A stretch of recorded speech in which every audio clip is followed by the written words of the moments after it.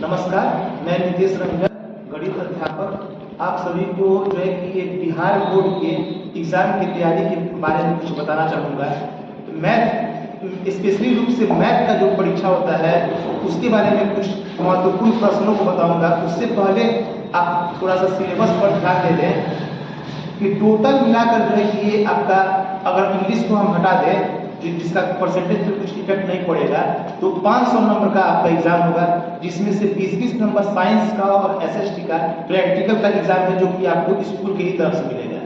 बाकी आपका सेंटर जाएगा और वहाँ 460 नंबर का जो है कि आपको एग्जाम देना है, जिसमें मैथ, एसएसटी और संस्कृत ये सब में आपको जो है कि ये 50-50 ऑब्जेक्टिव सॉल्व करना है, और साइंस और एसएसटी में 40-40 ऑब्जेक्टिव सॉल्व करना है। पूछेगा जो है कि 100 ऑब्जेक्टिव, लेकिन बनाना आपको 50 ऑब्जेक्टिव है, जिसमें 80 ऑब्जेक्टिव पूछेगा, उसमें सिर्फ आपको 40 ऑब्जेक्टिव का सवाल का जवाब देना है। तो और ये ध्यान में रखें कि जो भी सवाल पूछता है, मतलब कि खाली क्वेश्चन को छोड़ के, मतलब कि पेज को खाली छोड़कर या फिर क्वेश्चन को छोड़कर आना कोई बहादुरी बात नहीं है। अगर नहीं भी आता है सवाल का कोई जवाब, तो उसको कुछ ना कुछ उसके बारे में आपको लिखना है, ताकि जो है कि ये प्रश्न 100% आप उसको मतलब कि टच कर सके, उसको बना सके। अब आते हैं गणित, स्पेशली रूप से गणित के प्रश्नों के बारे में, जो कि अभी तक का पैटर्न चलते आ रहा है। 100 नंबर का आपका एग्जाम होगा, 50 ऑब्जेक्टिव है और 50 सब्जेक्टिव है।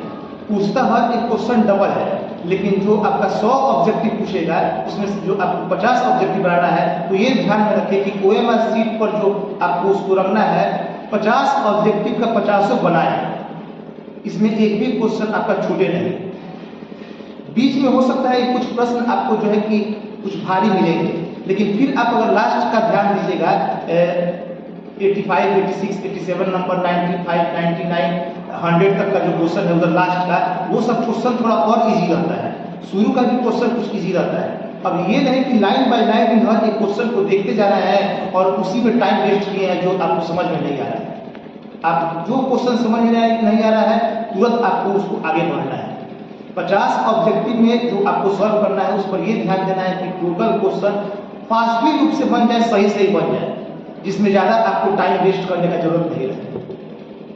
और उसके बाद से चैप्टर अगर 1 में आए तो वास्तविक संख्या है। इसमें आपको क्वेश्चन देखना है, यूक्लिड मेथड से एचसीएफ निकालना, अपरिमेय संख्या को सिद्ध करना। ये सब जो क्वेश्चन है हमेशा हर साल पूछते आ रहा है, तो इस पर आप ध्यान देंगे।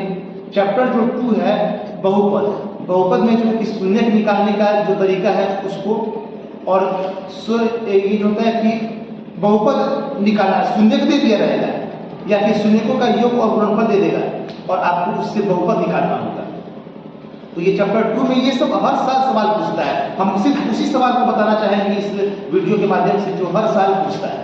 चैप्टर जो 3 है उसमें दो चर वाला रैखिक समीकरण, प्रतिस्थापन विधि से, विलोपन विधि से, पचगुणन विधि से सवाल को हल करने का तरीका आपको मालूम होना चाहिए। खास करके पचगुणन विधि लगभग हर साल 2-2 नंबर का ये सवाल पूछते आ रहा है। चैप्टर जो 4 है द्विघात समीकरण, उससे आपको जो है कि ये विविक्तकर या विवेचक जिसको कहते हैं वह निकालने आना चाहिए, और समीकरण के मूल की प्रकृति को निकालने आना चाहिए। अगर d बड़ा है 0 से तो वो वास्तविक और समान होता है। अगर d 0 के बराबर है तो जो है कि यह वास्तविक होगा। d अगर प्लस में आता है वैल्यू, 0 के अलावा प्लस में अगर आता है वैल्यू, तो वह वास्तविक और असमान होगा। अगर d का वैल्यू अगर 0 के बराबर आ गया तो वास्तविक और समान होगा, और अगर d 0 के बराबर नहीं है, अगर माइनस में आता है, तो वह जो है कि वैल्यू अवास्तविक होता है। तो ये सब आपको कंडीशन मालूम रहना चाहिए। ये सब हर साल सवाल पूछते आ रहा है। चैप्टर 5 में अगर देखा जाए ना, 5.2 और 5.3 का क्वेश्चन नंबर 10-11 तक, ये बहुत ही महत्वपूर्ण प्रश्न है। इसमें मतलब कि आपको tn का वैल्यू जो होता है, फॉर्मूला tn बराबर a + n - 1 × d, उस फॉर्मूला के अनुरूप अलग अलग वैल्यू को निकालना, 8वां पद, 20वां पद, या फिर n का जो है कि वैल्यू निकालना, कितनी संख्याएं हैं, योगफल निकालने का, ये सब क्वेश्चन पूछेगा इस तरह का।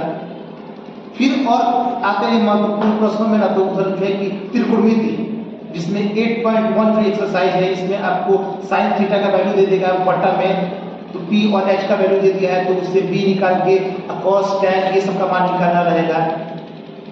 जो एंगल वाला वैल्यू है साइन 20 का, cos 60 का, 45 का, ये सब का जो वैल्यू है उसको पता रहना चाहिए आपको, ताकि आप उस पर जो है कि वैल्यू रख के सॉल्व कर सकें।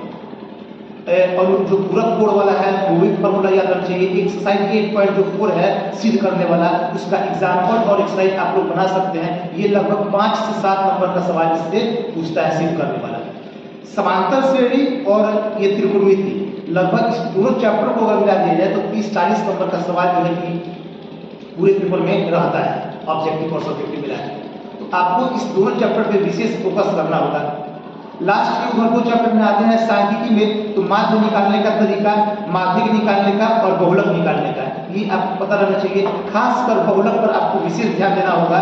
बहुलक जो है कि वह उसका जो फॉर्मूला होता है उस फॉर्मूला पर आपको जो है कि वर्ग अंतराल वगैरह की हेल्प से बहुलक निकालना होगा। ये बहुत ही विशेष रूप से आपको इस पर ध्यान देना होगा। प्रायिकता को पहचानने का तरीका, फिर प्रायिकता अगर सिक्का वाला सवाल है चाहे ताश वाला सवाल है, ये सब पर भी आपको ध्यान देना होगा। तो ये महत्वपूर्ण कुछ चैप्टर्स थे जिसके बारे में हम यहाँ डिस्कस किए। और इस सब के अलावा ग्राफ और कंस्ट्रक्शन, जो कि 5-5 नंबर का अभी तक सवाल पूछते आ रहा है, तो आपको ग्राफ और कंस्ट्रक्शन पर विशेष ध्यान देना होगा। ये सब जो है कि 5-5 नंबर का यानी कि 10 नंबर का सवाल जो है कि ये आपको रहना चाहिए। अभी तक तो ये रहता ही आ रहा है और इस साल भी जो है कि रह सकता है। ग्राफ का तरीका और ये कंस्ट्रक्शन को सॉल्व करने का तरीका, ये आप लोगों को मालूम होना चाहिए। तो ये सब जो है कि आप इस पर ध्यान दीजिएगा और हम आशा करते हैं कि आप लोगों की तैयारी बहुत ही बढ़िया चल रही होगी। आप लोगों को बेस्ट ऑफ लक, बढ़िया से एग्जाम का आप लोग तैयारी कीजिए, यही ऊपर वाले से